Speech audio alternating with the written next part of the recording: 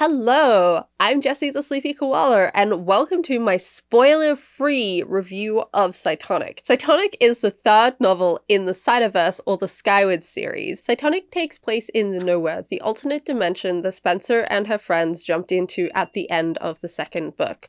While there, Spensa is trying to find information to help save both her people and the universe from the threat known as the Delvers. She makes lots of new friends, there's new aliens, there's lots of aerial combat fighting, as you would expect from any book in this series. Personally, I did not like this book, and it's very much down to what I expected it to be. So I think we need to have a conversation about expectations going into this book, because I don't think I'm the only one who's going to feel this way. At the end of Skyward, there seemed to be two different reviews of where this series was going. One of them was, it is the Spensa and M-Bot show, and they are going to go through their different adventures together by themselves. The other is, this is a Spensa M-Bot and a wider cast show.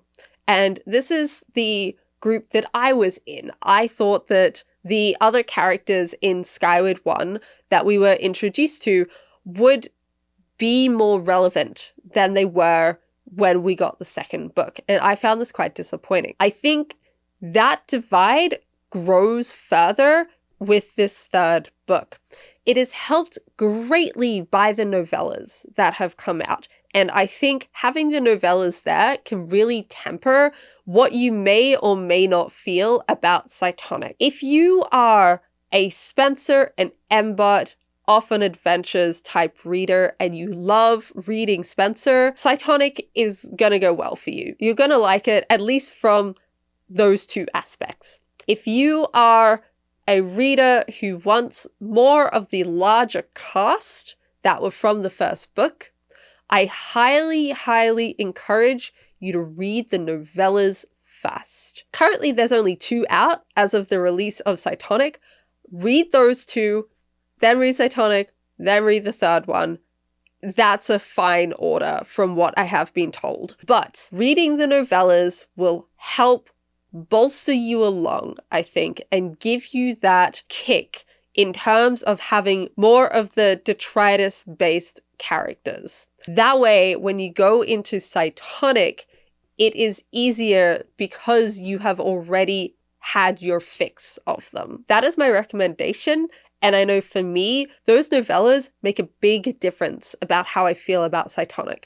I think I would dislike Cytonic even more if it was not for those novellas. I do think that this book has problems with tension, which is almost a follow-on from Starsight, which also had tension problems. Skyward set the bar so high for the stakes and risks in this series, and I know I was not the only one who felt like Starsight took it a step down and took away a lot of those stakes and a lot of those risks, particularly with how the ending of Starsight played out. This book also has issues with keeping the tension there. There are certainly some scenes that are fantastic, and I was on the edge of my seat wanting to see what happened and what the solution was going to be for our heroes. But there were other scenes that should have had tension, that should have had stakes, and they didn't, and I found them pretty dull because of that, and didn't particularly retain very much and skimmed through a lot of them.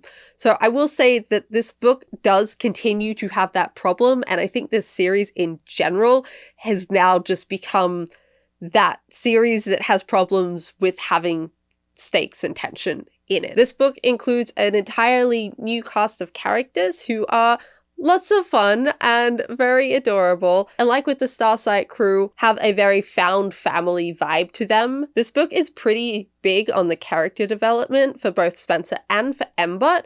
They both grow quite a lot as people, and there's a lot of emphasis on the struggles they are going through individually. I would say this is a more character-focused book than plot-focused book, but I do think that there are people who will probably disagree with me on that. It could go either way, but with the amount of work that is put into the different characters in this book, it's hard for me to walk away and not think back to those character arcs before I think of the plot points. I think if you are a character reader or a plot reader, you will probably really like this book either way. If you're a character and a plot reader, you're probably very much going to enjoy having both of these things pretty equally balanced. There is also brand new world building as well. We learn a lot more about the Nowhere as a place and what is in it. I know for me, I wasn't the biggest fan of some of the world building in the Nowhere, but that is just me personally, and I think other people who have read this probably